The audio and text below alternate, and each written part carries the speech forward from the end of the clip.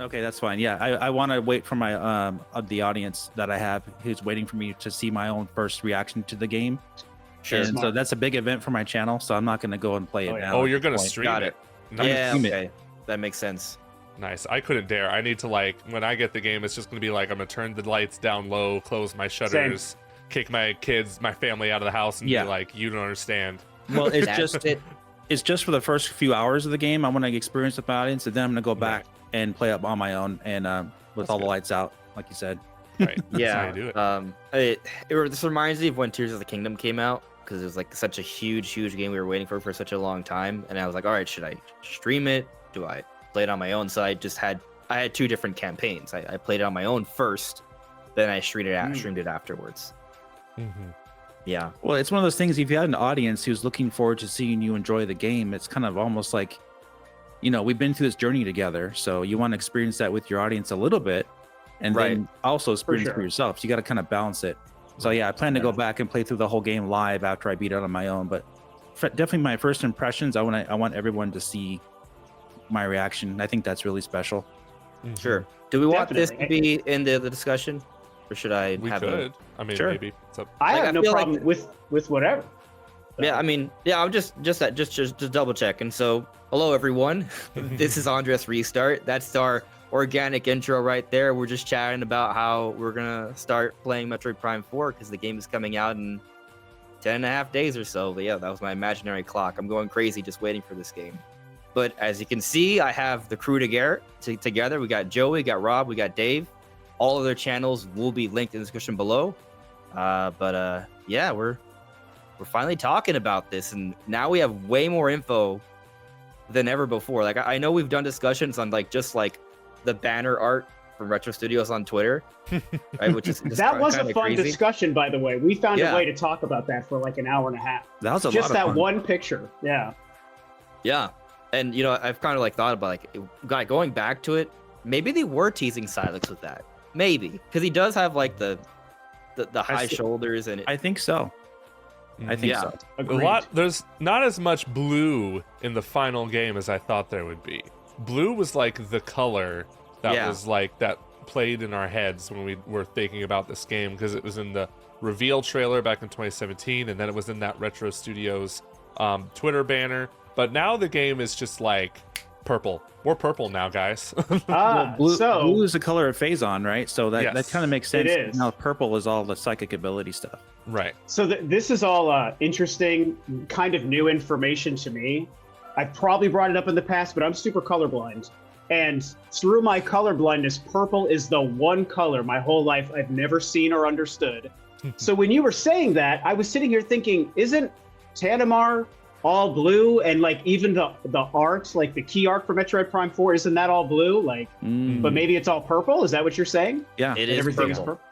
Yeah, it's purple. There you go. I learned something today. I will say Tanamar is not that purple though. Tanamar It's not, gives off okay. more of a It's bluish. it is like a dark blue. Yeah. Interesting. Mm. Well, I will It's got say the browns and grays.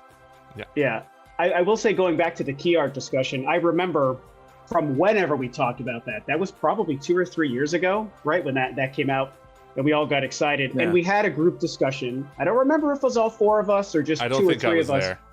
Maybe you weren't there, Joey, but we did talk about it, and I think it was you, Andres, who had the biggest belief that it was probably teasing Sylux. And I remember being pretty on the fence about it, but honestly, in the years since, and especially now, I absolutely think it was teasing Sylux. And it's that shadow, her elongated silhouette that kind of comes forward to the front of that piece of art. You can kind of see the angular design of Sylux. And so I definitely think that was teasing Sylux, and you were right. Yeah. And now we know. We have to remember too that we haven't seen, the entire game hasn't been spoiled yet. So a lot of that art design, that could be something that is in the game that we saw from the key art.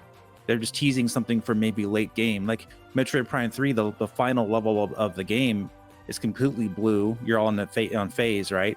You don't. That wasn't in the promotional material at all when the game first came out. So when you saw that, you're like, "Whoa, what's this really cool place at the very end?" So we'll have to wait and see, of course. So I'm excited. Yeah, it does get me wondering.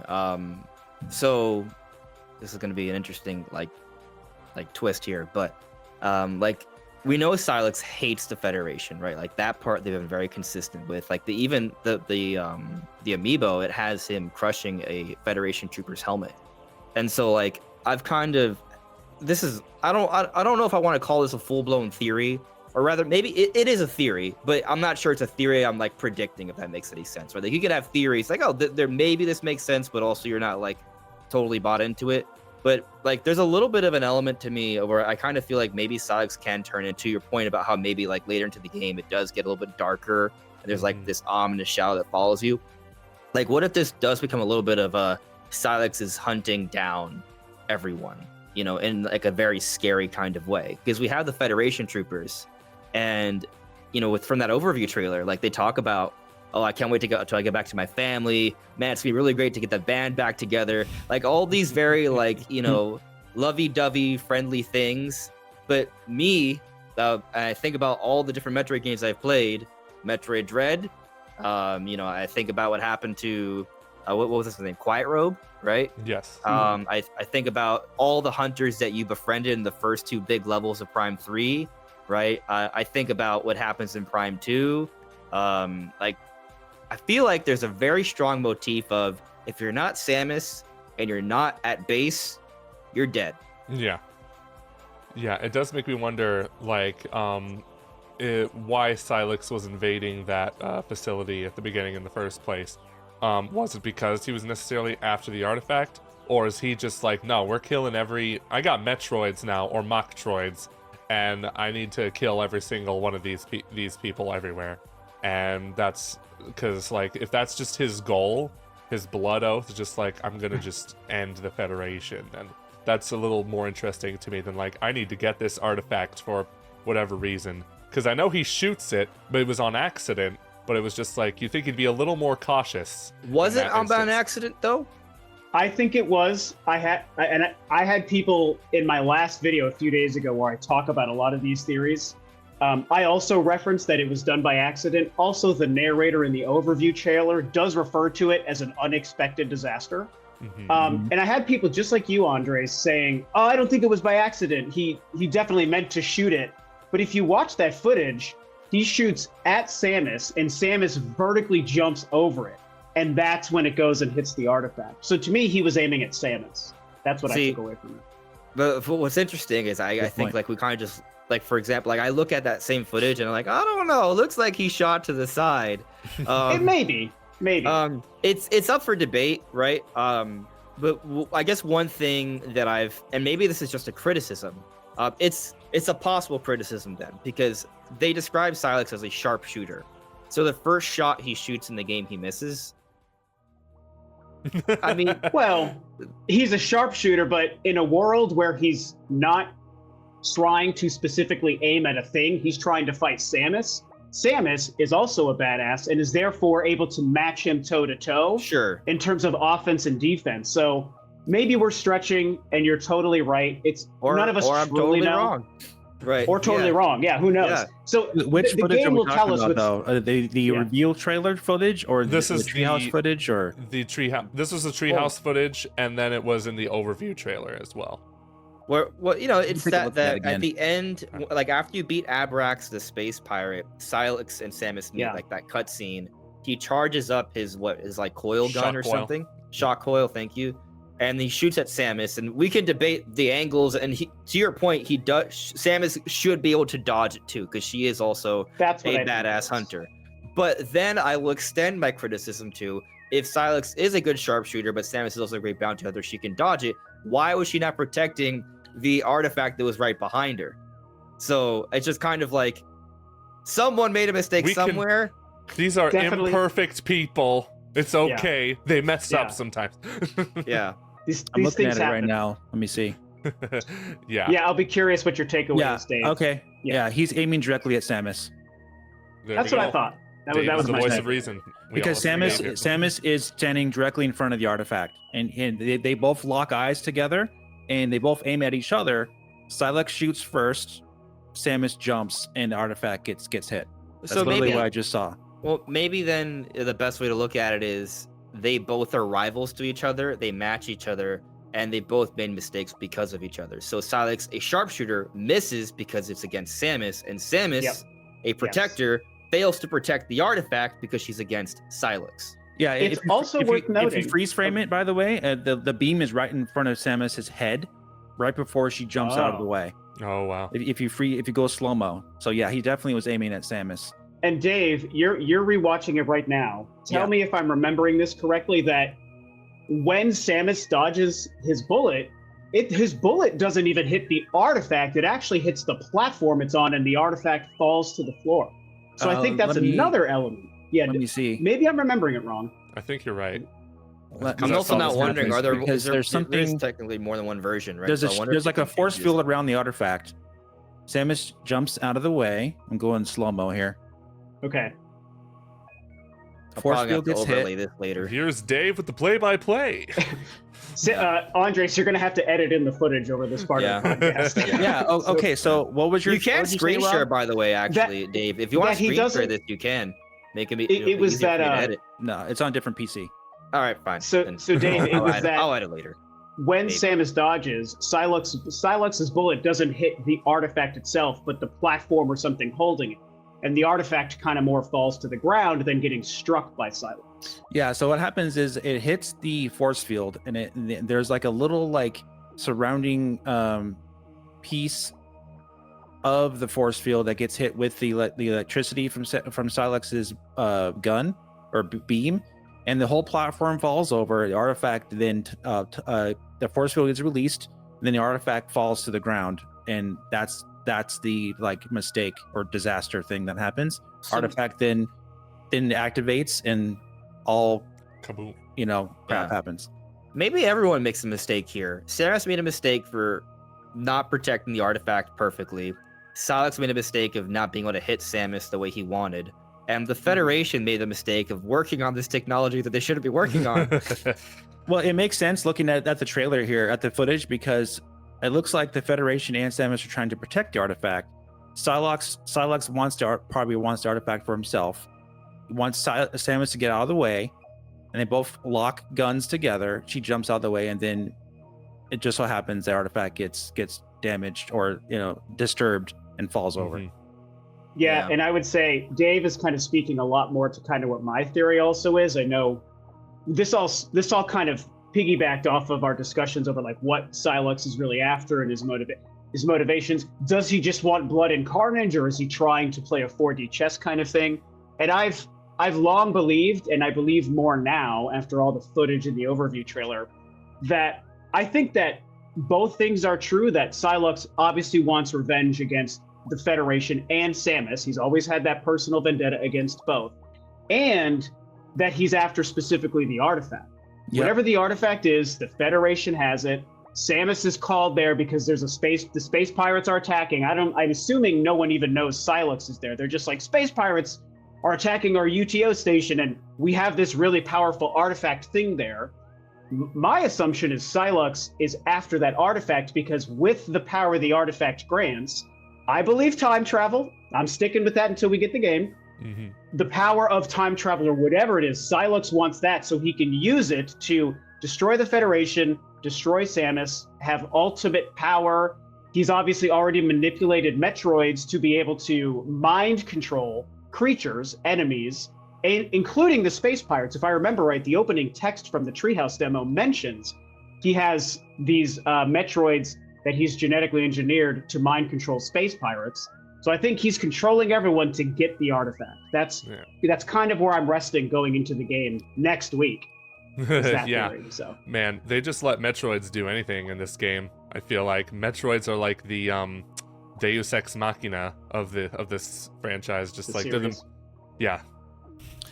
Yeah, it looks like they're like when the disaster happens, we're gonna try to figure out how to make everything right, and then Sylux still is going to want to have the power of the artifact or whatever the power behind it is, and they're both racing against time to try to get it. Is my guess. Yeah, I mean this artifact's really important. It's the logo of the game. It's also that's true. Do you mind if I talk about the start screen? Is that too much? Maybe I haven't seen it yet. It's probably not that big of a deal. Especially if feel you're like not it's going to fine actually. talk- It's one thing to hear a description of it, and another thing to actually see it too. So. Yeah. Dave. The start screen doesn't really say much, in my opinion. Okay. So you can theorize, I guess, but I will all say- I'm saying is that when you see like the animation for it, right? Like Mhm. it's the artifact. Like it's all about the artifact is what I'm trying to say. Yeah, It's a big that makes focus sense. on that. And so If I I may. don't. Yeah, go on. It looks like Control, the Remedy game. You know how it had all the animations, like the little circular things that would show up on the Control start menu? It looks a lot like that. Okay. Yeah, it's very similar to a lot of sci-fi TV series and movies. They'll have different points of connecting objects, and like usually it's 3 or 4, and it'll be like a portal that opens. It's kind of a similar vibe here, I would say. More so a one connected artifact here that does it. But yeah. So let me ask you guys this. I'll be curious. What is everyone's theory? And I ask this because my last video was about this, and I'd love to hear from the 3 of you. What do you guys think being transported from Tanamar to Vuros actually means? I'll ask you first, Joey, since because I picked you. What do you think? Because I'm your favorite of the bunch. And you're my favorite. So I confess I haven't seen your theory video yet. That's fine. But I think you basically said in it like this planet Vuros is Tanamar in the past, pretty much. Past or future. My Past or theory future. is they're the same planet, but in a different point in time, past or future. That's just my guess. I'm very much inclined to believe that. I remember the theories that this forest that we saw, which we now know as Fury Green, what a badass name. Like, such a badass name for a forest jungle area. People were theorizing, this must be Talon 4 in the past when it was thriving. And I'm like, stop it. They're not going to... Wishful thinking. Yeah, they're not going to reuse a planet like that in the Prime games. But I knew, like, since the black hole the artifact was shown, and it looks like a black hole. Black holes mean time travel, essentially. That this kind of means like maybe this artifact opens, like, transports everyone back however many centuries in the past when the planet was Tanamar, because Tanamar looks like it's just a rock. It's just a big old hunk of rock with nothing except a Federation research facility on it. So, and if they found this artifact on that planet, just like you put 2 and 2 together, it makes a whole lot of sense. There's still a very real possibility we could all be wrong, and it's just a completely different time and place, space, whatever you call it. But I'm inclined to believe your theory, Rob. Yeah, if it's time travel, then it could be the same planet from thousands of years in the past. Ancient civilization is now thriving again, or whatever. And then when mankind, this is just theory, when mankind comes into existence, the planets are all renamed to something else that is English or whatever it is, Tanamar. But Vuros could have been the ancient name of the planet from thousands, millions of years in the past. Because if a disaster happens and you're immediately transported to the past through this artifact, it could literally be the same planet. But also, since it is so far in the past, if that's the case, then it will feel like a completely different planet, because who knows what cataclysmic changes of the planet happened in millions, thousands, whatever years. Yeah. Andres? So yeah, I kind of agree. I've gone back and forth on this. Like, we go back to like when we were first seeing Tanamar from like last year. I was like, yeah, time travel for sure. Like it's just they're just going back in time, and it's a completely different planet, but it's the same planet, but also a different planet because it's at a different point in time. And I've since gone away from that, but now I'm like maybe going back to it because I mean we've the back of the box talks about space-time. From the previews, there are some scans that suggest there is some space-time stuff going on here. So I mean, and also, we go back to the 2015 Eurogamer interview with Kensuke Tanabe. Yeah. He talked about two key things: a story centered around Samus and Sylux, and he lamented upon how he handled the light and dark world. He wanted to handle a little bit better. I'm paraphrasing here. but Mhm. you wanted to incorporate a time travel element, which is interesting because the Light and Dark World was inspired by A Link to the Past, which also led to Ocarina of Time, which had it basically like future and past or Light and Dark World, just different settings, right?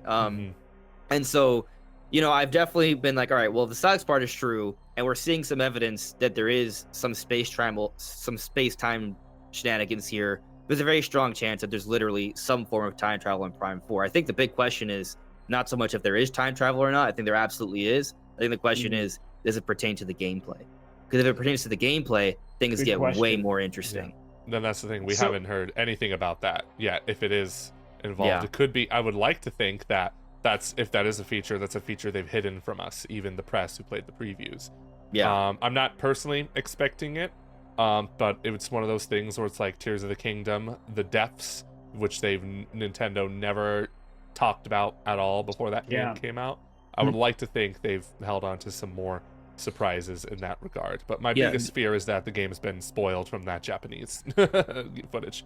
I don't want to see any more of that stuff from the Japanese site. But the whole thing, but a thing to make clear though, black holes, it's a theory because nobody's ever actually traveled through a black hole before, but theoretically, as far as scientific research has concluded, it's not fast travel, so it's not like you're traveling to a distant part of the galaxy. It's literally mainly time travel is what black holes are referred to.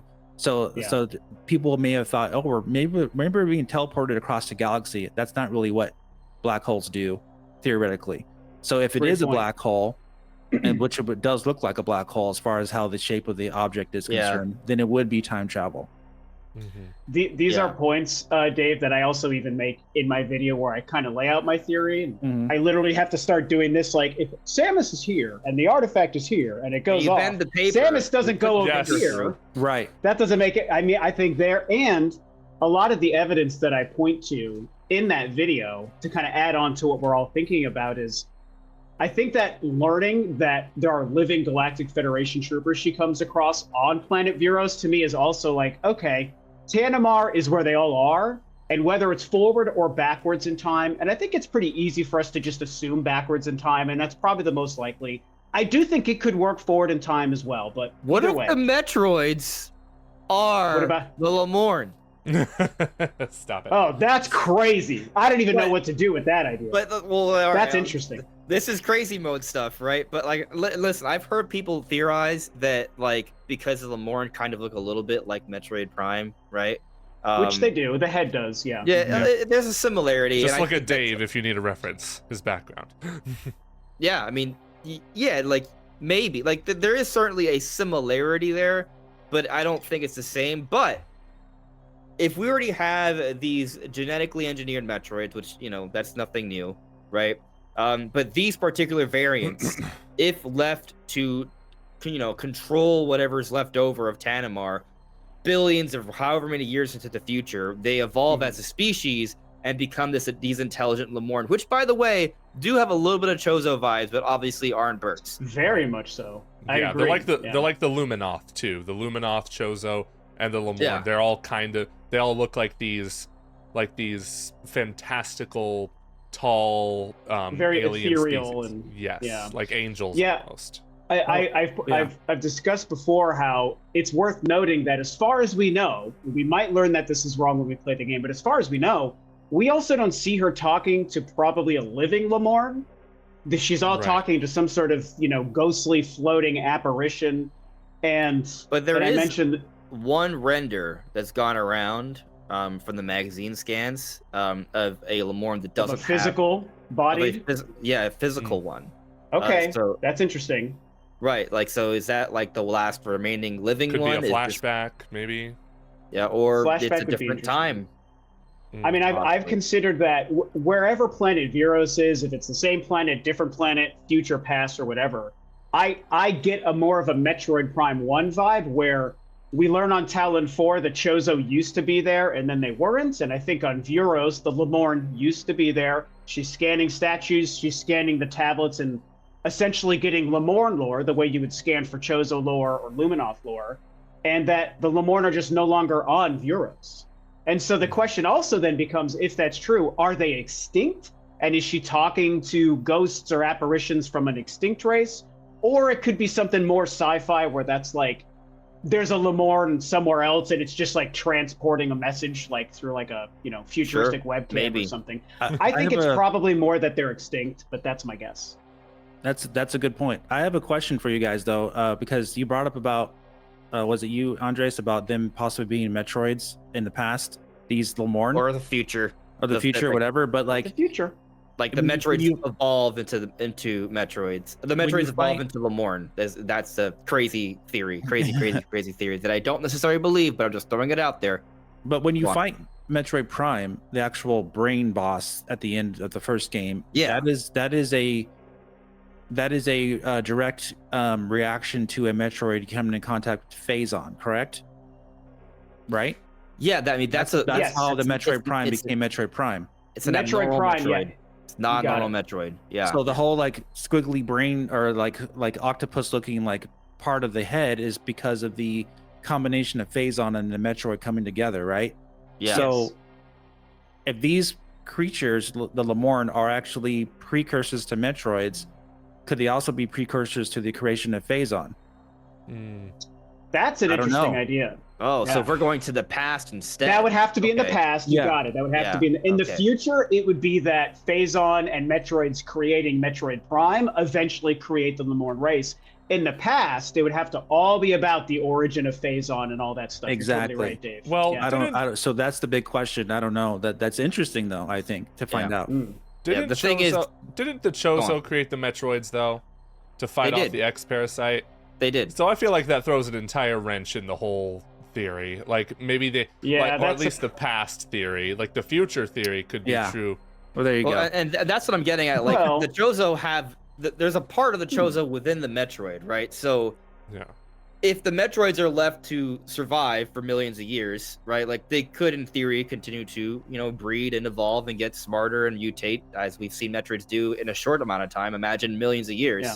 They could become a Chozo-like race, the Lamorn, Something I want to mention about the Lamorn, though, right? Because these are all interesting theories. We don't know what's going to be true or not. Let's go. I love the Lamorn. It is one of my most excited elements of this. So I want to ask you guys on this element about the Lamorn. So, and I've talked about this a lot. So, the Grievers, that's what they're named. The abhorrent creatures that attack Samus that have the tentacles and the multiple arms. Oh, the four guys. They look like the Reptilicus from Metroid Prime 3. They've got they're very similar, but what I've noticed is that their anatomy is very, very close to the Lamorn, just wild. They have multiple little tentacles. They have multiple limbs. Just the Lamorn have more than 2 arms. They have 2 sets of arms. So it's like this and this, right? And then they have these. But what I've also noticed that the Lamorn had like these big psychic gems embedded into their heads, right? Like you can see it in Dave's background right there. But the Grievers, if you look at their heads, they actually have like a little hole where there could have been a gem, but instead there's just a little hole, right? So it's just interesting that it almost seems like maybe they could have been based off the same species and there was a divergent path at one point. Maybe. It could also be, it's a great thing to notice, and I hadn't thought about that, but I can visualize those Grievers, and I know exactly what you're talking about. It could also be something where that's just the genetic coding of life on planet Viros. That just might be a common thread. Just maybe. Like, bipedal, 2 arms, 2 legs on planet Earth is a very common thing. We all share, we share a lot of things similar with everything on Earth. Maybe it's that way on Viros. I'll tell you this, with the wolves, I've noticed the wolves, while they don't have like I haven't noticed anything on their heads, but they do have like these holes like right below their eyes. I don't know what that, like, it's just like, it's like a little, it's like a, like. Do they have 4 legs or 6 legs? The wolves? The wolves. Yeah, I think 4. I think they're just 4 legs. Yeah, they look like just snow puppies. Standard wolf. The only difference is that they're big, their eyes glow, and if you look carefully, they have like almost like gland looking like things under their eyes. Like there could be something else there. It could just be a part of the design, but if we're talking about maybe like just these different alien life forms share traits, maybe there could just be like creatures have these little hole gland things for whatever reason. Maybe it could be a plot point later, but can we just talk about how one of those enemies smacks a missile? That Yes. is- It's so cool. that is crazy. Well, one thing I dog. want to bring up real quick though Yeah. is that I want to make it clear that there's lots of alien creatures and lots of fish-like creatures throughout the galaxies and planets and sci-fi that have tentacles. So it doesn't necessarily need to have a connection to Metroids. Could just be sci-fi. It could be Yeah. something completely isolated. We got to entertain that as well. But The yeah, Metroids- To be fair, I don't really think the Metroid and Lamorn connection thing is real. Like, it's Right. it's possible and it's fun fun. to think about, but my guess is that it's probably. I want to. Probably. Yeah. What has me curious is the role the Metroids play in this game, because we've only Yeah. seen them at the beginning, and they Have we? anyway, we've only. I've only seen. That's all I've yeah. seen. yeah, I don't want to know. But I yeah, was like, "What are you talking about, Andres?" I'm talking about what's been shown to us. Okay, all right. Well, what I've noticed, I've personally have only seen is them at the beginning, and they're working with Sylux. Sykes is controlling them. Ties back to the end of Federation Force, where he steals Yes. a Metroid hatchling. But it's Yeah. just like they appear to have the physiology of Machtroids, but also from the treehouse footage, they've called them Metroids. Are we just not being consistent with Metroid designs anymore? I'm not quite sure at this point, but I want to know, like, what bigger role do they play in this game, and also, will they actually be hard to fight this time? Because I remember a complaint from the Prime games, like even from the developers who worked on it, was they wanted the Metroids to actually be difficult to fight like they do in the 2D games, but they're really just not that much of a challenge. Yeah, know. if you have the ice beam, or the ice missile, like you just back up as they come to you, and you can shoot them right when they open up, and you just take them out. Yeah. So they're really not that difficult. It's true. I would say to your question though, Joe, it's a really good question. I think because of our theories about the artifact, since everyone on Tandem Arts of Euros, again, who cares where Euros is? Everyone seems to go there. The Galactic Federation troopers, a lot of their technology, their ships, their vehicles, their Which mechs, is you can very see that dusty and all old looking. very much. Exactly, that's the time travel. And also Sylux in theory. So that's why everyone, Samus, troopers, Sylux gets sent to Euros, because we know Sylux probably, after Federation Force, stole the Metroid, experimented on Metroids, found a way to make them mind control things. I'm assuming the Metroids also got sent to Euros through that explosion in the beginning. Mhm. And maybe a lot of the bosses you're fighting them because of Metroid. Just like Abarax in the beginning, a Metroid probably controls the bosses, a lot of the bosses that you fight and a lot of the enemies. Yeah. That's So what I I can was see getting that at, happening. actually. Okay, So when yeah. I said the have we thing, because Mm. so like okay. on Abarax, right, when the Metroids take over, you see like these blue membranes with like a red nucleus, right? That because we see it. We literally see the Metroid go in, and that's what it becomes. We Yeah. see that same design element on Carvex. It's like that blue membrane with the red nucleus, right, where you shoot, and we even see it on that Lala boss from the overview trailer. Mm, Like I there are see. certain points that have like the blue, and there's like that reddish You're Metroid. talking about that dragon-looking thing. oh yeah, Yeah. I'm watching the It's- overview trailer right now on the side It's- here. Yeah, It's such a yeah. Oh, go ahead, Dave. Go ahead, Dave. I mean, I don't know if that's 100%. If you can, that same if that's really a Metroid control thing, just from having the blue eyes, or green eyes. But not eyes. It's not eyes. It's like the. what are you referring to then? Let me see if I can show you a screenshot here. I'm trying to find it in the overview trailer. The big dragon creature on Vuros, that boss thing. Yeah, it's okay. So I mean, maybe I missed. No, it's there. All right, so check this out. I'm trying to find a less blur. Okay, let me take this. I'm gonna have Prime to. for For the viewers at home, I have to use my Dragon phone thing. to do this. So as Andres puts us up Here. on the thing, I'm gonna have to get right up closer. Prime 4 dragon thing. I Prime 4 screenshotted dragon. it, and I'm gonna screen share this. Okay. Prime for dragon thing. Nice. Have we seen Yeah. a boss that does not have an X in its name yet? Hmm. Because I feel like they all have X's in their names. Somewhere. Okay. So They're all check this out. ex-parasites. Yes. All right. So if you look, it's not the eyes. Look at the I see. inside. It's the blue Yup. membrane and the red Metroidy looking Oh, nucleus. that. That's a Metroid possessed boss. I can't Confirmed. see it as well as you guys can, but I'm going to trust in your guys' eyes. It's too small on my phone. It's in the mouth.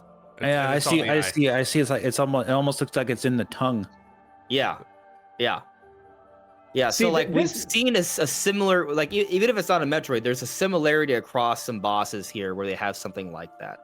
Mm. Gotcha. I think it's probably some sort of Metroid possession because we saw. And it I would on say Outbacks. to this point, I think it's such an important detail that they made a choice with this game to say now we have mind controlling Metroids. You know, the reason is because Sylux created them, yada yada. So whatever the reason is, that's such a big swing and such an important sounding creative choice that like you got to do something more with that than just like the opening battle.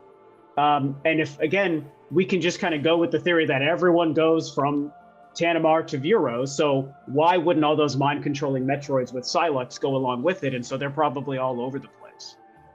So it's just like they have to do something with that idea more than just the opening scene, I would think.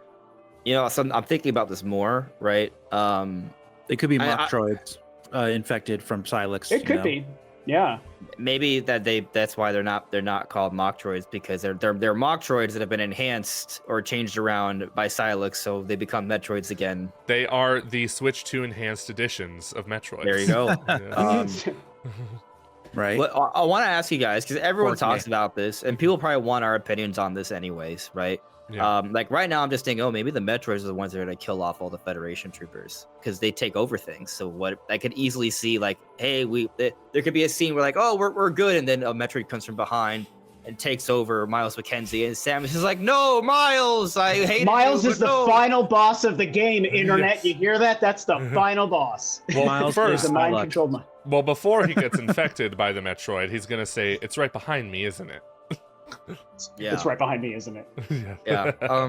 But like, how do you guys feel about the whole troopers element, including Myles Mackenzie? Because the All internet right. kind of blew up about this.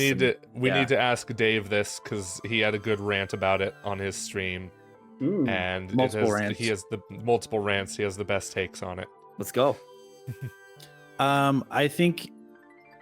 Where do you begin? I don't have a problem with Myles Mackenzie, because there's a context behind it, and also there's a context behind the Metroid Prime trilogy as well that I called Nintendo out on Twitter and on my videos. Is that there's no context for the game releases right now, because people who play Metroid Prime Remastered and they go right from Prime 1 to Prime 4, there's no context as to where these games have been going in the creative aspect of them for Retro Studios. They've been adding Metroid Prime 3 was a drastic change in narrative telling and storytelling versus Metroid Prime 1 and 2. 2 had a little bit of voice here and there when she found the Federation outpost was destroyed and everything, but just very, very little, like less than a minute. And then the Luminov stuff, but that was not English. Yeah. But like all of it was text based in Metroid Prime Remastered and 1. Basically, there was like no voices whatsoever, pretty much. And you go from that to Metroid Prime 4, the narrative, people, it can be overwhelming. Like, what is going on? Why is there so much talking in a Metroid game? I thought there wasn't supposed to be like that's supposed to be isolated, but like that just goes to show you haven't played Metroid Prime 3. There's no context for you to experience these games, and I blame Nintendo for that. Sorry, but not sorry. But it's one of those things that you need to experience the trilogy to play Metroid Prime 4. It's like Mass Effect 3 on the Wii U.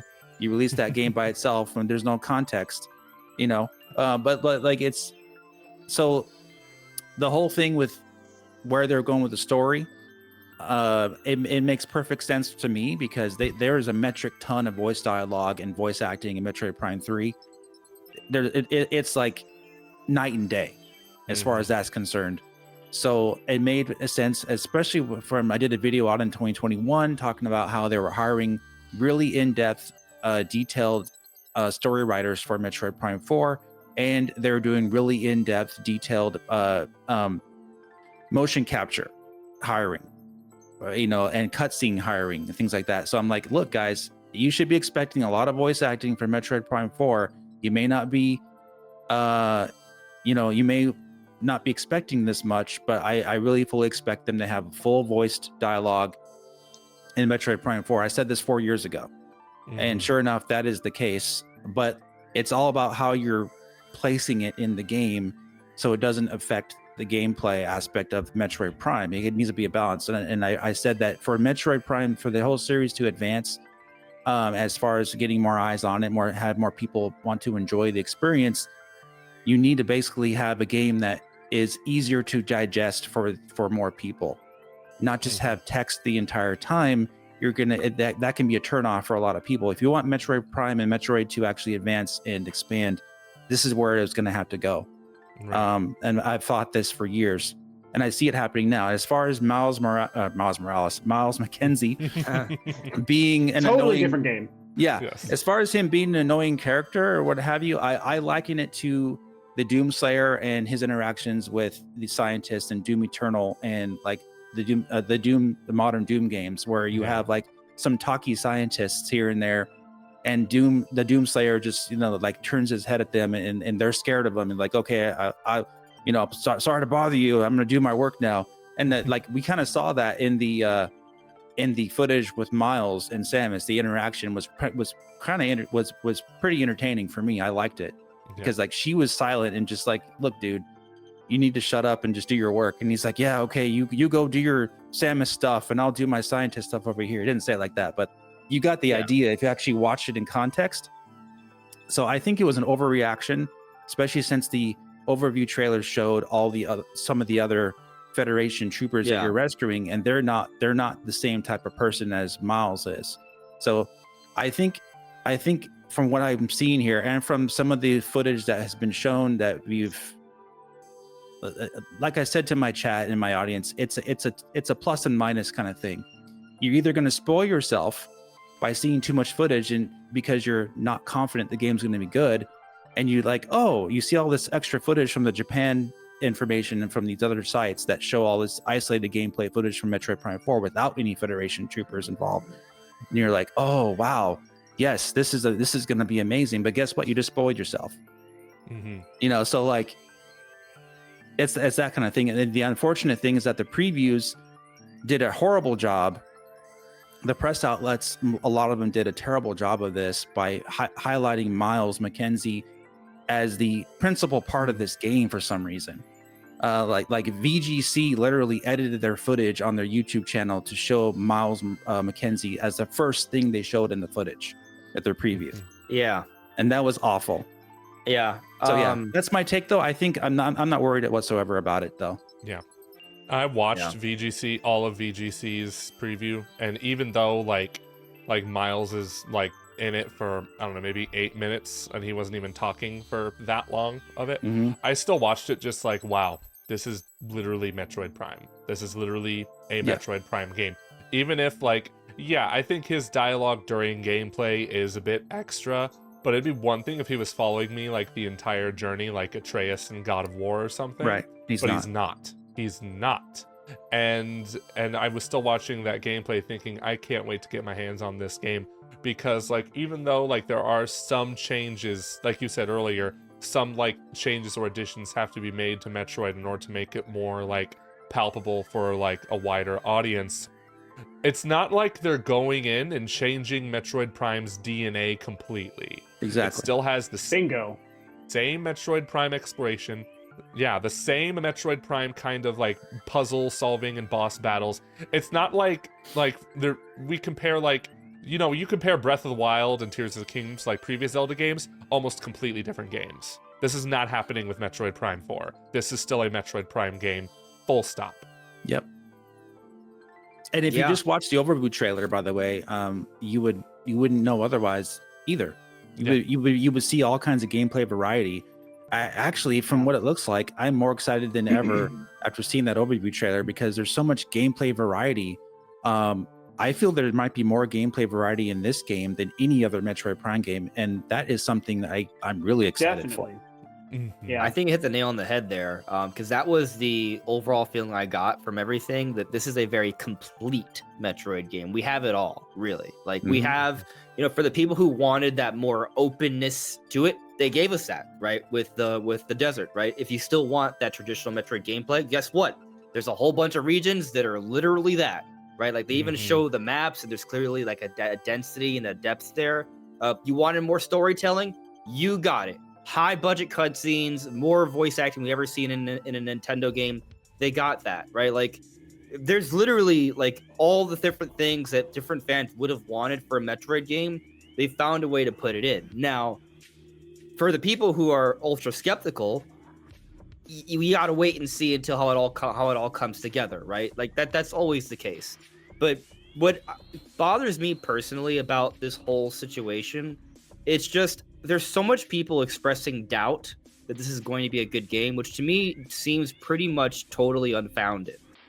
Because we look at the entire history of Retro Studios, and they've never released anything but great. Their worst reviewed game, I think, is technically Donkey Kong Tropical Freeze, which so many people swear is like the best platformer of all time. Yeah, which is just really, really funny. I think Returns was reviewed worse, wasn't it? Donkey Kong. It's the other way around. Really? It or not. So weird. Yeah. It's so weird. Hey, Returns is a great game, though. It is. I don't think people give that one enough credit. It's also a lot harder than Tropical Freeze, because I replayed it last year, and I was like, holy. I replayed the Wii version. I didn't get the Switch version. Right. Yeah, I think Tropical Freeze is quite a bit better than Returns, in my opinion. But to that point, though, right? It's their worst reviewed game, yet it's still a masterpiece. It's the context of when it released, though. You have to. That's 2010 versus 20. Well, I guess 2014. It is only 4 years now that I think about it. Between the Wii, So anyway, exactly. And you know, people.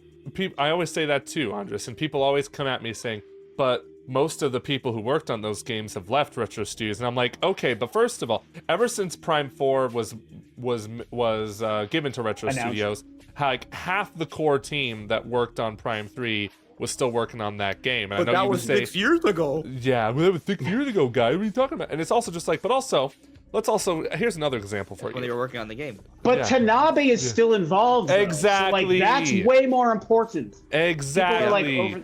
It's just a goalpost moving thing. Because the thing is, to the point about, it was 6 years ago that we got that report that half the team was involved. They were already working on the game. That same logic, you apply it to Elder Scrolls, right? Apply it to Grand Theft Auto, to Zelda. These games that take 5 to 8 years. Oh, well, that was 8 years ago. We don't know if the team's the same. They're never the same team. Yeah. Well, I would say you're I would say to make that project that started is they're not going to fire them all mid-development.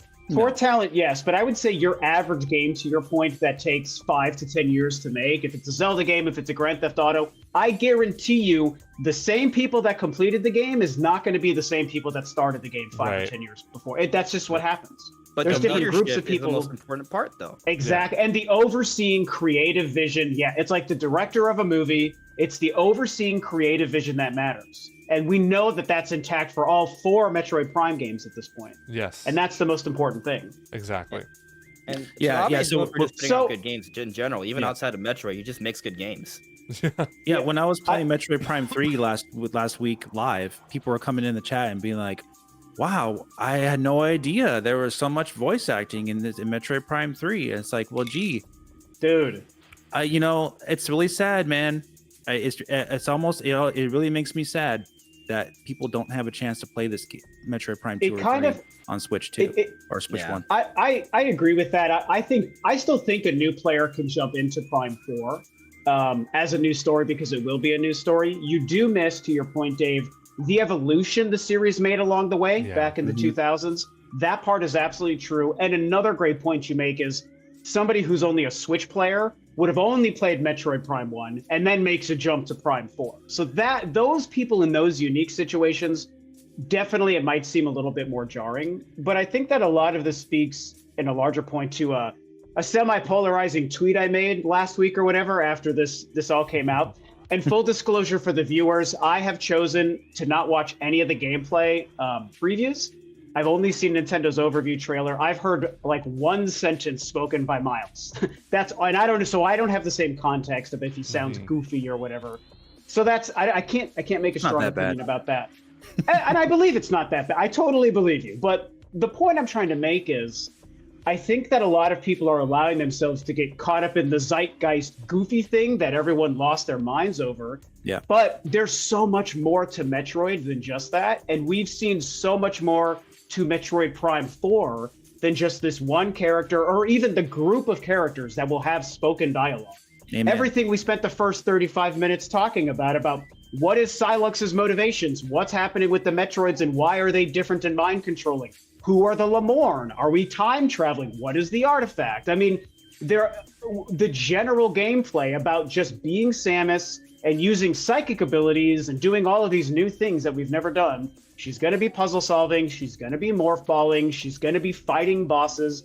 There is way more footage of the normal Metroid Prime stuff that just looks way better than we've ever seen that I think people should also be focusing on. But this one thing comes out, and admittedly, maybe it's bad. Like, we haven't played the game, so let's pretend we'll be fair. Maybe it is bad, even though none of us think it will be. But what about everything else? People have decided to stop focusing on the DNA of Metroid, which is all that other great stuff that we've been talking about. And they're just blindsided by this one guy, whether he sucks or not. He's just one guy. So what about everything? And you can also play a game or see previews of a game and say, here's this one thing I don't like. And that's totally fair. That opinions are that for a reason. I don't like this guy, but what about all the other stuff? Don't ignore the other stuff we've seen. So that's my take on this as somebody who hasn't even heard Myles Mackenzie speak. There's I'm just excited for Metroid. There's a little game that came out over 20 years ago in 2005, January 11th, 2005. I know the game you're talking about. I know the game too. Evil 4 on the Nintendo GameCube. Yep. And if you guys weren't around back then, I know me and Rob were very much involved in that release. I got it for GameCube back then. But on the IGN forums, when that game came out, the talk of the town was how annoying a certain companion character was in that game and how it was ruining Resident Evil. And that was Ashley. Mm-hmm. Okay? Guess what? Game's a 10 out of 10. Yep. It's a masterpiece. It's considered one of the greatest games ever made. They've re-released that game a million times, and I've bought it many of those times. It's still my favorite Resident Evil game. And I'll even just say the GameCube version, even though, yes, the Wii version has better controls and the remake is also amazing. And to that point, Dave, I actually was still working for GameStop when Resident Evil 4 came out on the GameCube. I was an assistant manager. So I remember the day that we got all of our boxes in and people reserved it like crazy. We had a line of people waiting outside the store that morning to come pick it up. It was a lot of fun. So cool. Yeah, it was really cool. Yeah. But after the game came out, the talk that people were complaining about Ashley a lot. But as time went on, it diminished, and people just were like, the game's 10 out of 10. It's amazing. Yeah, it's not perfect. It's a little even a 10 out of 10 is not perfect.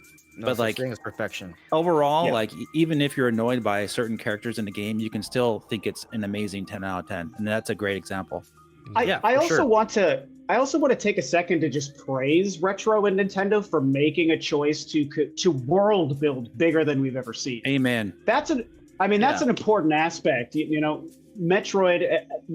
The quote I've said time and time again is it's been less about story and more about lore. With some exceptions, Other M is the exception that's very story forward, and obviously it's divisive, and that's fine. But with that one exception, it's more about just like a lore and a history. Now we're going to get a lot more true world building between the Lamorn and between the Galactic Federation troopers and whatever's happening with Sylux, who again represents a new threat and enemy because the Prime trilogy wrapped up its threat of Phazon and Dark Samus in Metroid Prime. That story has concluded. So now we get to start new with whatever Sylux is trying to do and why are there Galactic Federation troopers. We'll probably learn more about the Federation in this game than anything prior. And that's a great choice for them to make in 2025, where people expect that out of their games. Mm-hmm. It's also, you've got Fire Emblem and Xenoblade, but outside of those two franchises and what we expect from Prime 4, is there any Nintendo franchise that goes that deep into story and character and world building? At least blatantly. Because even Zelda, in my opinion, doesn't do that to the same degree. Zelda fans pull it out. Exactly. And that's great. And I think that's good. We've done it for Metroid too. But now, what if we take these bigger steps? And I think Prime 4 is that for me. Yeah, I think Metroid clearly has the care put in. Yes. There's all these scans. Someone thought about what to write. I think Tanabe said he handled a lot of that, right? For sure. There's something I want to address, and I'm curious on your thoughts on this. It's kind of just me going back to this idea, just the quality of the game. And I talked about it a lot in the video I put out yesterday, where I kind of walked through a lot of the preview footage and some of the things we've seen, and we just kind of pay attention to what's going on to like the music. Like there's layers to it, right? There's one chorus, there's a chanting. You'll hear Samus's footsteps. You hear the raindrops. You'll hear multiple animals off into the distance. Like the sound design in the game is extremely intricate and layered. But even beyond the sound design, or actually accounting for the sound design and just the world, like I saw this one part where Samus was approaching like a bot that was covered in moss or something, and she was shooting at it in the preview. But just a few feet in front of her, there was a log with a couple like beetle-like looking creatures. And right after the charge shot, the beetle flapped its wings, and you can hear the flap.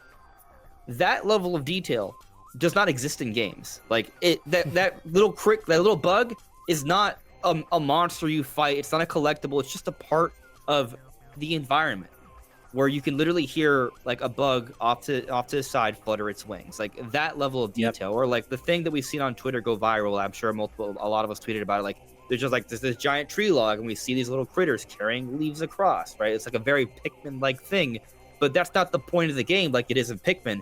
It's just a background detail. And so I point out all these things just to highlight that Retro Studios, that team, that leadership that's hired so many high quality talent over the years, it's the same Retro Studios quality, which is that it's Nintendo, which is Nintendo quality at its best, interwoven with a lot of Western philosophy. It's a marriage of both. And so what that means is there's just so much detail, there's so much care and polish. They don't just copy and paste things. They make each and every area feel unique.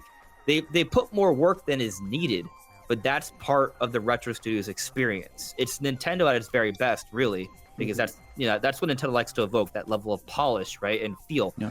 And so you look at this with your eyes, right? Like that is the evidence we see. And then people look at these headlines for this one character. Is that really representative of the entire product? And I think the answer is clearly no. The most of the evidence suggests to us there's been a lot of time and care poured into every little square inch of this game. So I'm not worried. Agree. I agree with you 100%. And some of the things I saw, you see like little insects crawling around on vines, and it's like and they have like little individual animations, those tiny little microscopic little insects. I've seen that in the previews. I'm like, this is insane. The amount of time and care they put into the fine details to immerse you into this world. And you have immersion with silence, isolation, and with voice and story building as well. All that can add to your immersion. A great example of that is the Mass Effect series. All kinds of voice dialogue in that series, and you feel totally immersed in that game with the characters and everything. It's not going to be like that in Metroid Prime at all, but like you have to set a stage to make the world feel convincing to the player.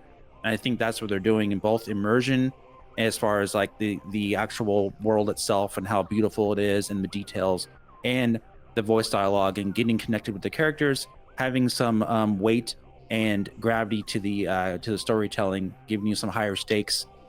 And you do that with voice dialogue. You really can evoke more emotion that way to the player. Mm-hmm. Yeah. If I attract other people watching too. Mm-hmm. Like Agreed. Like they'll be like, "Oh, what's going on?" They'll pay more attention. I'm going to pose a question, and I know we're getting low on time. At least maybe I am. If you guys need to continue after I bow in about 10 or 15. But I do want to ask a gameplay question to everyone and get everyone's take on this part, because we haven't talked enough even about that part of the game. Yeah, there's a lot. There is a lot. I'm curious what we all think about what might be happening with missiles and or beams. And I have two points on that. One is we've seen on the HUD, on the bottom left, we've seen examples of what we assume is probably the D-pad and different levels of ammo on the bottom right of the HUD. And we've seen the right looks like a standard missile, down looks like a potentially fire missile or a fire beam or whatever. So we don't know entirely what's happening with what's going to be on the D-pad and those 4 options. Also, I don't know if I've seen anyone else talk about this, and I haven't been watching a whole lot of videos on it, to be fair. I've yet to bring it up. But in the overview trailer, the one shot of where she's working with Duke and Armstrong, she's got 2 Federation troopers at the same time. They're opening a door, and then she shoots something. It's the only thing I've seen. Again, I haven't watched the gameplay previews, but it's the only thing I've seen where her arm cannon is in a different shape and color, signifying a different beam. It's like an electric kind of. Have you guys noticed that yourselves? Yeah. I mean, so what do we think? What do we think we're going to get? Multiple missiles, beams, psychic abilities? Are those a part of it? What do you guys think? That's a really good question, because a lot of the her abilities, like her new powers, seem to just be psychic abilities now. Like her morph ball bombs are now a psychic ability, which is crazy to me. So even her grapple lasso, psychic ability. So that's a really it's a good psychic glove. It's a psychic glove, they said, yeah. It looks really fun too. Like it's super satisfying to catch the ball and throw it. Yeah. Yes, it's so bad. I get that reference. But the beams look like they're standard issue Galactic Federation type of beams, or their Lamorn technology. Because we know, like, she gets the missiles, like, I know you haven't seen the previews yet, but the missiles she gets from Myles, like, not directly from him, but by the beam, the missiles are in a like a container, and then she gets them. So something tells me, like, her firearms will be Galactic Federation issue. Maybe she'll get some from bosses. But as for the abilities, yeah, those are all psychic, which is wild to me. And we did see other beams in the overview trailer too. Yeah. Not even just the one you're talking about from Duke and Armstrong. So I do think I figured it out. Like for my different like overview trailer analysis things, I think we have elemental missiles.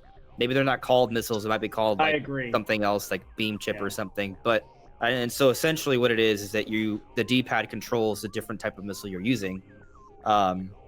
And I've noticed that you have 2 different ammo counters. So we've seen actually that when she shoots missiles, the normal missile thing depletes. But when she shoots the other type of missile, that second thing depletes. Yep. And that's pretty much what it is. However, what I've also noticed, I don't actually, maybe I shouldn't say this part. So spoilers. It's tricky because I know for myself, not only have I been just too busy with regular life to keep up on a lot of stuff, I also am choosing to avoid things. So I kind of hear you, Andres. But I'll just say that I think theory. that the beam, the arm cannon also improves over the course of the game, and I think it's going to be a happy marriage of both worlds, where we have the ability to switch around stuff like we've seen with the elemental missiles, if we're even calling them that. And I also think some elements of Prime 3's weapon system will be the weapon stacking, which is I think it's going to be both. It's a very Super Metroid thing. Yeah, both. Yeah. It seems like it might be that, but it gives you like different options with the same beam. Like maybe you don't change beams, but you're having different variants of the same beam that do different things. Is what the overview trailer looked like, at least for briefly. Yeah, that's just my guess. I could be wrong. Either way, I think I'll be happy with that. I was happy with the beam stacking system in Metroid Prime 3. I was also happy with changing beams in Prime 1 and 2. It's all how it's all how it's done to make it feel like you're progressing your character. So either way, I think I'll be happy with it. But I do think Samus will be getting Galactic Federation upgrades along with psychic ability upgrades, like to give it variety. And you can kind of see that because you're coming in contact with the Galactic Federation. They have access to different areas of Viros. So maybe they can help you with different upgrades too. Might be part of the actual like, hey, you help me, I'll help you out. You save me, and I'll give you this upgrade. We can fix this thing here in this base, and I'll give you this upgrade type thing. Who knows? That's just like something that seems to make sense in a gameplay aspect. Yeah. All right. Joey, I'm gonna ask you first, just because, right? We could go on probably for another hour or two. We really could. But we're gonna wrap it up. So yeah, I'll just maybe close out with this. How do you feel Metroid Prime 4 is going to perform from a sales success, critical acclaim perspective? I really feel like sales-wise, it is going to be the best-selling Metroid game. Just all this chatter around it, be it negative or positive, is ultimately good for it in the long run. And then critically, I'm always nervous to answer this question. Yeah. Because, like, I am worried. I don't want to say if I'm worried, because even if this game, like, has a Metacritic score that's lower than the lowest rated Prime game, which is Metroid Prime 3 at 90, like my cautious prediction is that it is going to wind up at, like, 88 or 89. I really don't see this game going any lower than that. But I would love for it to be higher. But if it winds up lower than Prime 3, that's when people are going to be like, it's all because of Myles! That son of a bitch! But I don't think that's going to be the case here. But we already heard from, and I don't know if this is true or not, but I've heard, like, some people who tried out the media preview, like, said, like, that's going to affect their review score of the game if they review it. I'm just kind of like, come on, don't say that. If that's true. I could be totally wrong, but I heard someone mention that too, that they're already going to dock at least a point for Myles. And I mean, personally, that is highly suggestive of some extreme lack of professionalism, because you shouldn't be judging the game in that way until you're actually playing the game from beginning to Try beating end. the game first. Yep. Yeah, exactly. You need the context. That's I can't stand prejudging something like that. It really, that's one of the things that really drives me to make content on YouTube, is just like misrepresentation of games. I can't stand it, especially with Metroid. But you had Metroid Dread rated at an 88, and that was my game of the year, and it was nominated for game of the year in 2021. Yeah. So I don't really care necessarily. I don't think it's going to be rating any lower than that. Donkey Kong Bonanza was a 91 on Metacritic, and I thought that was actually substantially worse. Not substantially. I don't want to say it like that. I thought it was worse than most of the 3D Mario games in the last 10 years, but I thought it was still a great game. So the way people score games these days, there's agendas involved, there's analytics to hit. It's so ridiculous. So just the mood of people. Yeah. Spitting their coffee, whatever, who knows? But like, it's one of those things where I think we're looking at between the 88 and the 92 on Metacritic is my guess. But I think it could very well be the highest selling Metroid game at the end of the day. It's a brand new, it's like the first 4K 60 120 frames per second game on Switch 2. They're pushing that aspect of the graphics. It's a holiday game still, technically, even though it's after Black Friday. So it should sell really darn good on Switch 2 and Switch 1. It has that 155 install base, whatever it is now. So it should sell really well. So I think it has a potential to hit that 3 million, if not more, pretty easily, I would say. Yeah, they've been pushing it hard recently. Nintendo has, I've noticed, after that overview trailer. It's because Kirby came out. Yep, Kirby came out, and it's just like, all right, they're putting out a lot of Japanese commercials for this thing. Yeah, I don't know how much it's going to help cool. I don't know if it's going to help in Japan, but yeah. I'm hoping the whole Viola aspect really, and maybe even the voice. I don't know if the voice acting will do it but the Viola aspect makes it feel more like an adventure, and I think that's what the masses more so need. They need, because I think what part of the issue with Metroid is that I mean, you look at it, it's a shooter. Right? It looks like a sci-fi shooter. I think a lot of people kind of just gloss over it because of that. So the whole Viola aspect, even if you're afraid of it, from a branding perspective, it's good for the series because it's going to really evoke more of an adventure to a wider audience. Everyone knows when you add an Akira bike slide to something, it sells 10 million more. It's a good point. And she does I look think cool. Prime 4 should sell 10 million. I think it should. I'm not saying so. it will. I'm not saying It's it not will. going to sell 10 million. It's not going to You're sell right. 10 It's going to sell 12. It's not gonna. You're right. But right, we obviously all want that. Yeah. I would say that, something that also works in the games, talking about the sales, something else working in its favor. Dave mentioned the fact that there is the Switch 1 release, which obviously is a huge install base. I also think the Switch 2 advantage, and this is part of why going back a year ago, I believed for a long time that it would be a launch title for the Switch 2, and at this point, even in December, 6 months in, it's still early enough in the Switch 2's life that I think it'll benefit from that kind of killer app feel. Might be too strong, but there's still only been so many high-profile Nintendo exclusives. So your options for picking up a brand new game that's going to be a great exclusive showcase for your Switch 2, there's not all that many.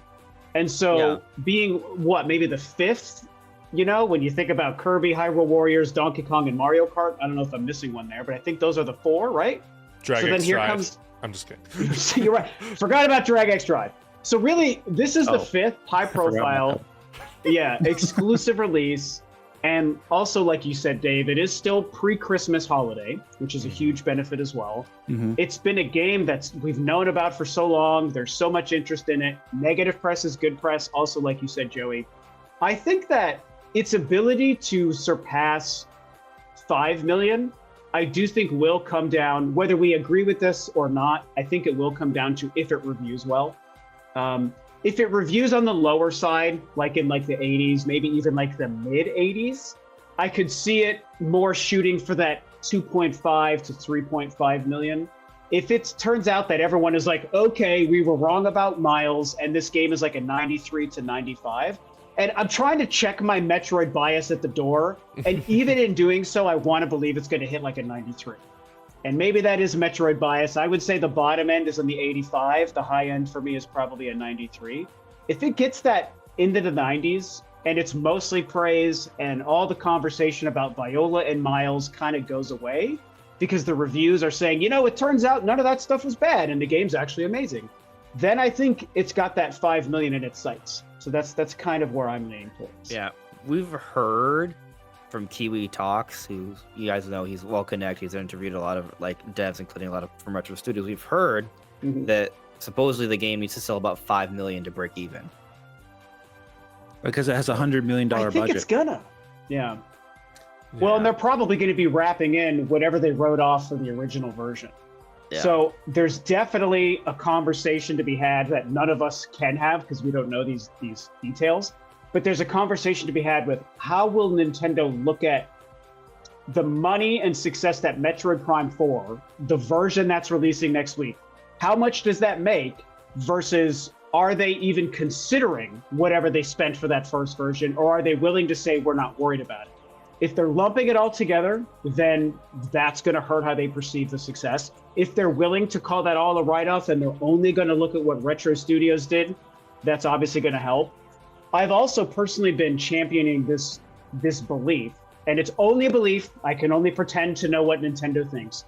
But I've been championing a belief that I think Nintendo sees Metroid as a goodwill franchise to the point that as long as it doesn't completely fall apart and lose hundreds of millions of dollars, they might be okay with it being moderate successes, maybe even losing a touch of money. But if the games are good and the fans are satisfied and it becomes a beneficial game to have in their library for the Switch 2, they might see it's always worth it to make Metroid games because the hardcore fans love them, they review very well, and they look good in our catalog of things that we own and create, even if it doesn't make a whole heck of a lot of money.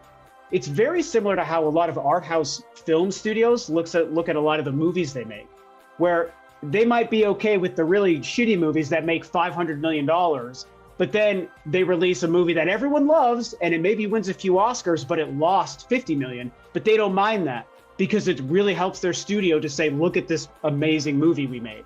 Sure. Our Transformers movie is going to make us the money. This other little art house movie is going to win us the Oscars, and it all balances out. That's what I like to believe Nintendo looks at Metroid as, if that makes sense. Yeah, I don't think they'll lump in the canceled projects revenue. Hopefully not, because that's just unfair to Retro Studios to be, having to make that difference up as well. Right. They can write that off. They made so much money on Switch 1. I'm sure they can just write that off.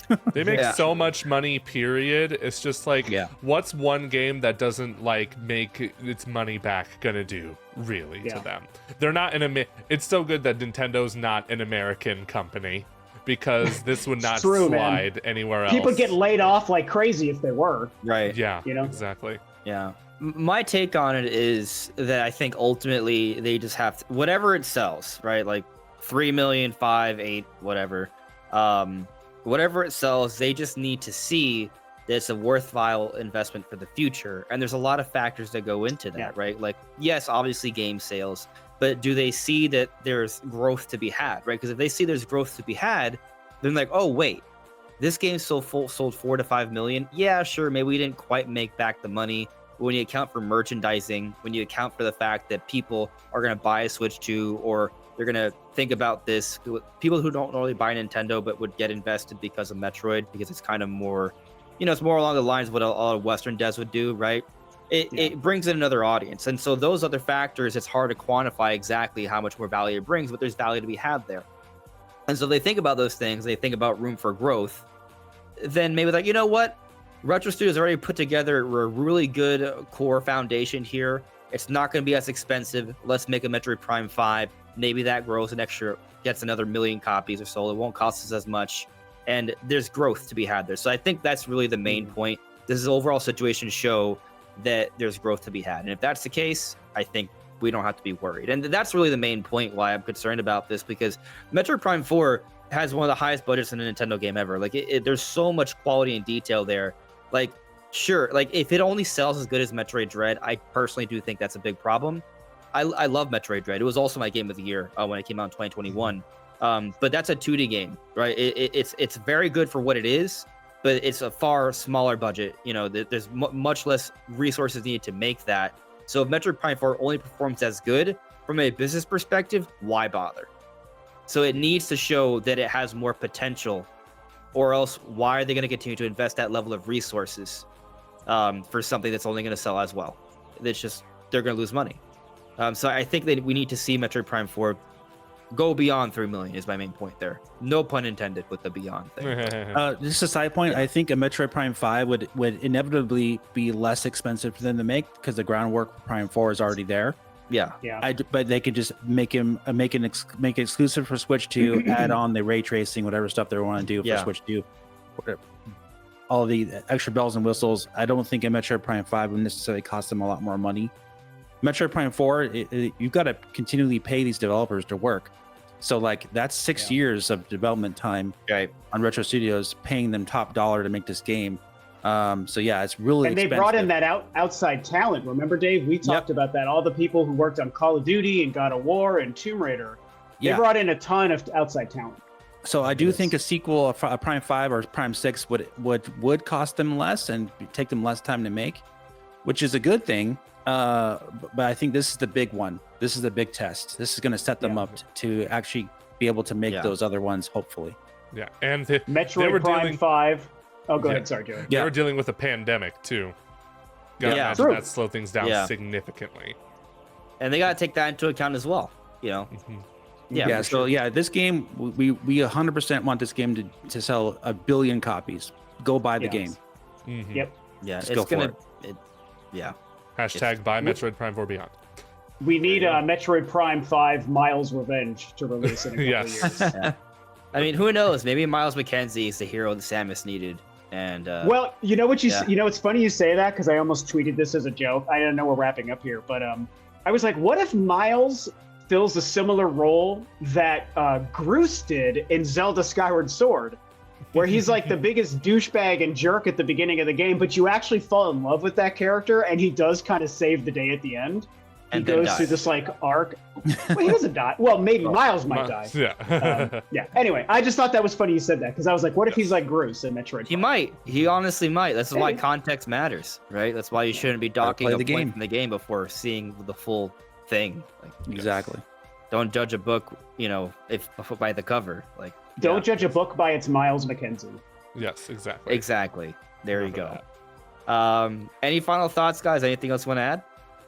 I need to go find a demo station that's playing that has that game near me, and I hear Walmart is a good place to check. I think Walmart is where they are. Yeah, the Walmarts near me don't even have their Switch 2 kiosks set up. Yikes. So I'm just like, well, thanks for nothing. There's like one GameStop I might be able to find a demo for, though. Yeah, for me, just bring on December 4th. Yep. And we'll be playing it live on my channel, at least the first 3 hours or so, and then I'll be isolating myself and playing the game all alone. Lock in, Dave. Time to lock in. Yeah, we're really in the final stretch of a journey that a lot of us as like game fans and Nintendo fans have been on together for so long. And I've taken a bunch of time off of work starting that Thursday, so I personally will be going fairly radio silent, for at least a good 4 or 5 days. Yeah. So it's crazy that it's almost here, you guys. You know, we've all been on it together too. Yes. It's really the game that brought us all together. You know, the 4 of us over the years, which is really pretty darn cool. Mhm. So Been a fun ride with you guys. indeed. It's been. What a fun decade. Looking forward to what's next too. Yes, exactly. I don't even think whatever comes next, I don't think it'll be like it'll be fun and exciting, but it won't be as like impactful. It's not gonna be as- this. Yeah, No. it's not gonna be this. You're Yeah. right. Yeah. Enjoy it, guys. We will. Yeah. Yeah. All right. Well, everyone, you can check out all their channels. It will be linked in the description below. But we'll see you soon. Take care. Bye.